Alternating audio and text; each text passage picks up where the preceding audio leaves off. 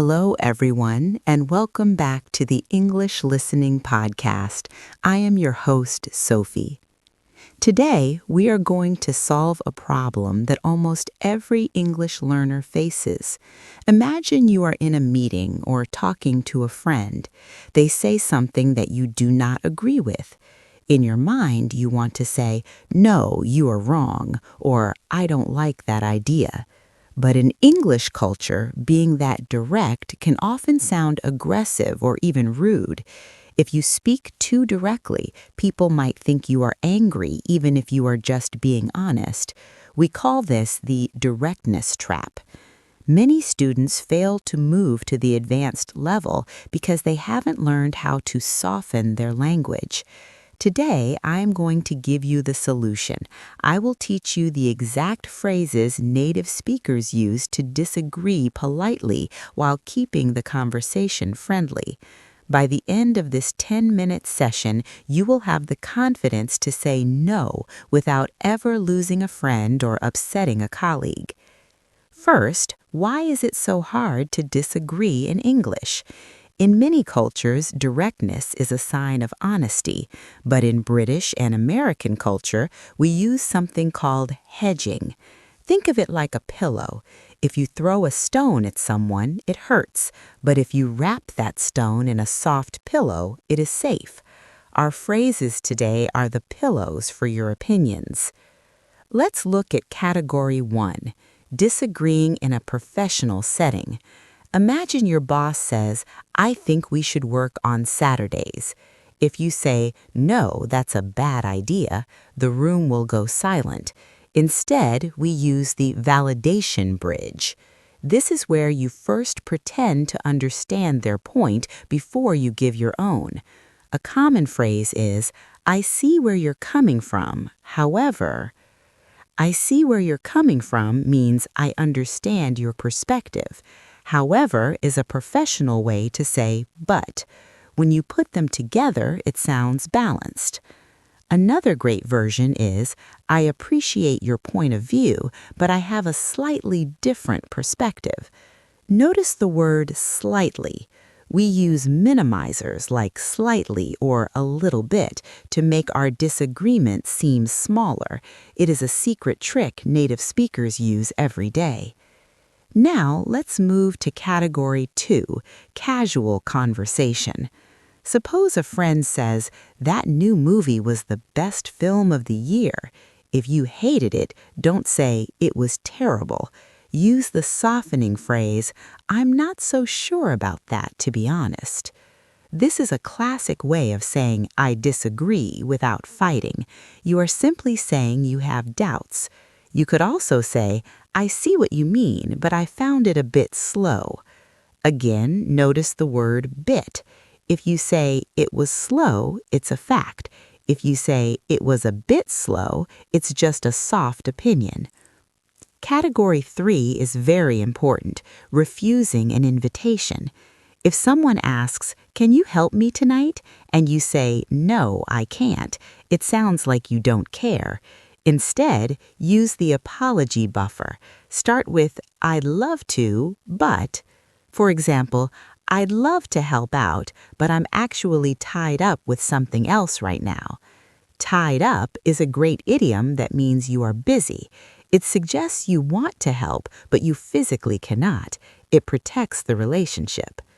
Now, let's talk about the 3-step formula for polite disagreement.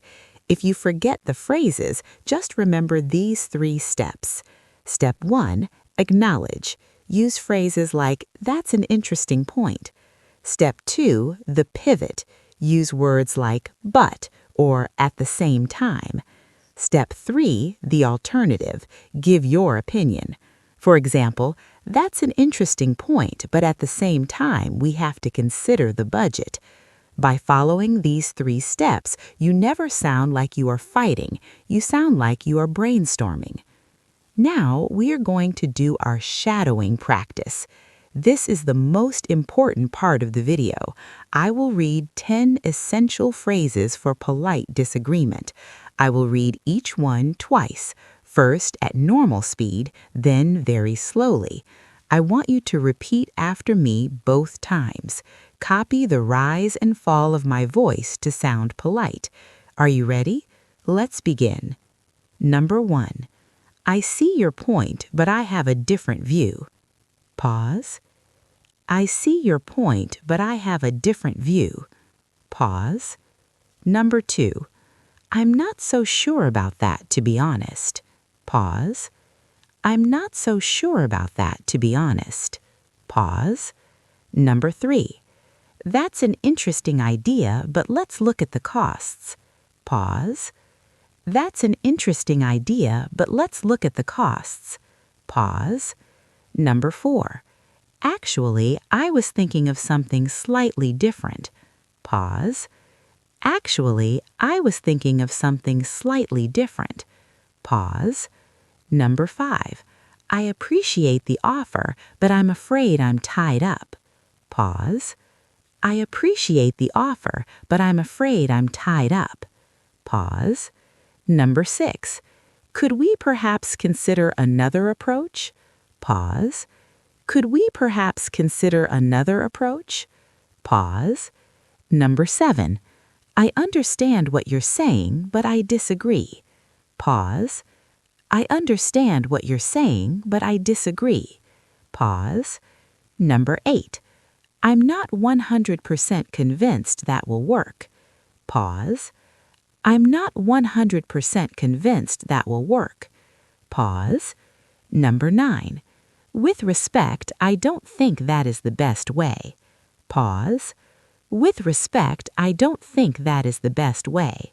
Pause. Number 10. I'm sorry, but I'm going to have to disagree this time. Pause. I'm sorry, but I'm going to have to disagree this time. Great job! If you repeated those phrases, you are already training your brain to be diplomatic. Remember, fluency is not just about knowing words, it's about knowing the right words for the right situation. To conclude our 10-minute session, I want to give you a small piece of advice. English speakers value social harmony.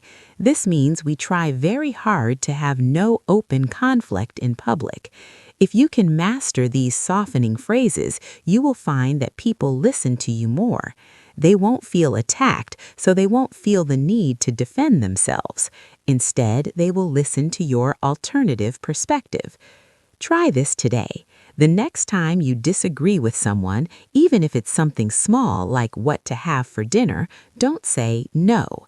Use one of our phrases. Say, I see what you mean, but I was thinking of something else.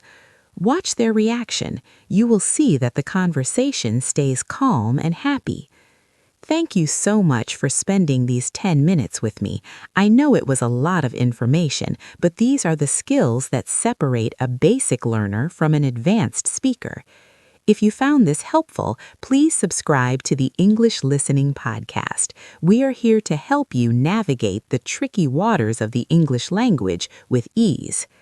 I am Sophie, and I will see you in our next lesson. Keep practicing, keep shadowing, and most importantly, keep being kind. Bye for now.